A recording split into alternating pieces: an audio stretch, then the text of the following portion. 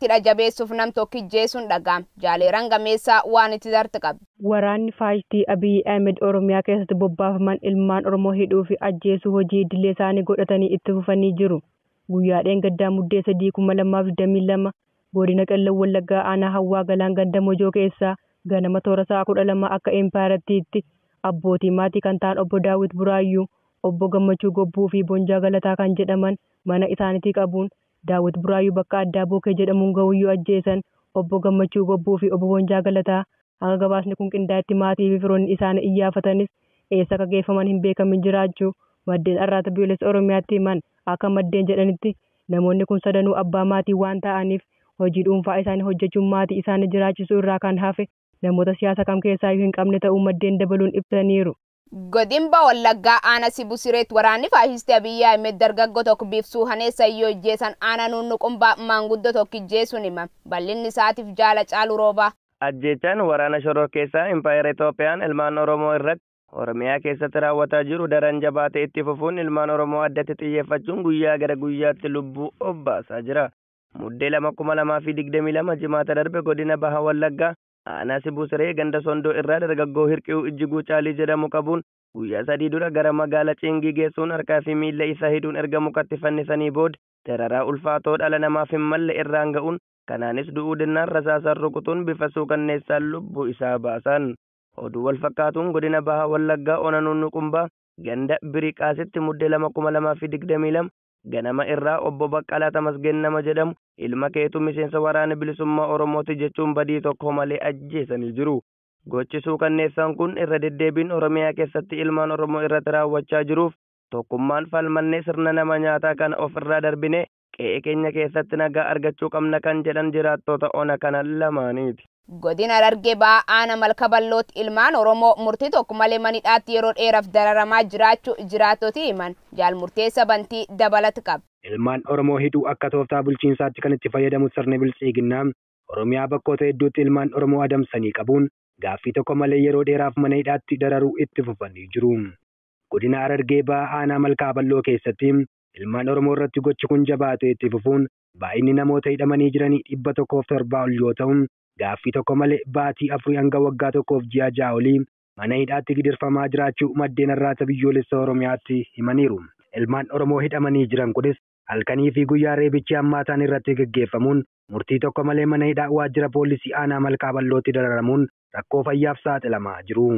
Godina Wallagga Lixaa aanaa Hiraa keessatti waraanni weerartuu PP qeerroo tokko ijjeessuuf saamichi maallaqaa maqaa deeggarsa murna bilchiginaa jedhuun uummata dararuun jabeesse. Jaalladhi Oromoo waan itti darte qabdi. Waraanni fi kaabinoonni bilchiginaa Impaayera Itoophiyaa akka deebi'ee suphamuu hin dandeenyetti diigamee jiru. Ilmaan Oromoo irratti deebisanii suphuuf qeerroo Oromoo ajjeesuu fi saamichi maallaqaa cimsanii itti fufanii jiru. Muddee lambara 2022 jimaata darbe godina Lixa Wallaggaa aanaa Ayiraa ganda Kattaa irraa obboleewwan 3 maatii tokko keessaa Dinqaa Eliyaas, Carraa Eliyaasii fi Dagaagaa Eliyaas qabanii kan turan yoo ta'u, muddee 3 bara 2022 Dinqaa Eliyaas ajjeesanii bosona keessatti gatuun obboloota isaa hafan Carraa Eliyaasii fi Dagaagaa Eliyaas mana hidhaatti dararaa jiraachuu isaanii jiraattotni arraata biyyoolessa Oromiyaatti himan.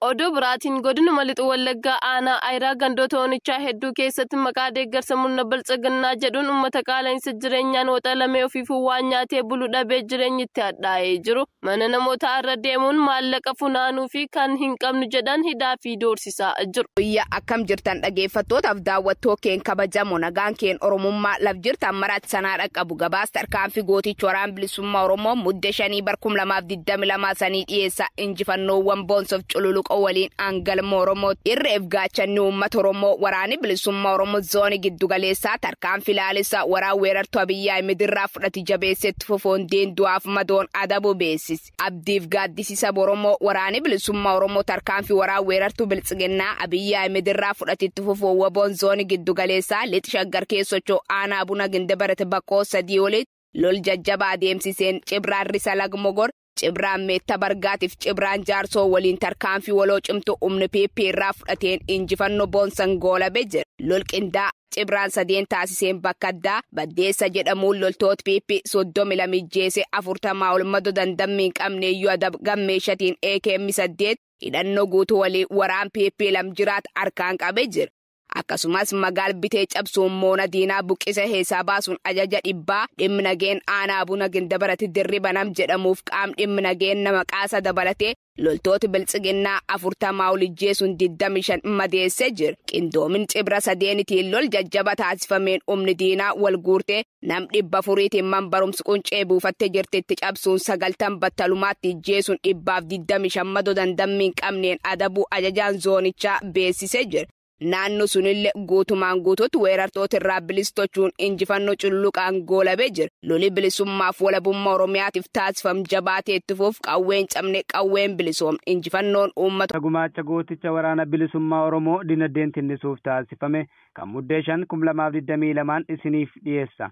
An Booree Addunyaati. Sabboontotni ilmaan Oromoo irree fi gaachana uummata Oromoo kan ta'e waboo dinagdeen cimsuuf gumaacha taasisan cimsanii itti fufanii jiru. Haaluma kanaan Afooshaan Booranaa Baarentoo Marsaa Afuraffaaf waboo dinagdeen utubuuf gumaacha taasisan itti fufuun hawaasni Oromoo biyya Swidin Afooshaa Booranaa Baarentoo jalatti of ijaaran qarshii 142 waboo erga qaqqabsiisaniin booda ibsa ejjennoo armaan gadii kana baafatanii jiru. Nuti hawaasni Oromoo kan Afooshaa Booranaa Baarentoo jalatti ijaaramne hanga qabsoo bilisummaa Oromoo galma isaa ga'utti kan booda hin deebine ta'uu ibsuun tumsa taasisnu cimsine itti fufna jedhan. Ittuma fufuun sabboontuun qarree Oromoo Soorettii Tasammaa jedhamtu dhuunfaadhaan waboo dinagdeen jabeessuuf qarshii 7,000 waboo qaqqabsiiftee jirti. Gara fuula duraattis hanga Oromoon waan barbaadu argatutti deeggarsa waboof jabeessite akka itti fuftu waadaa seentee jirti.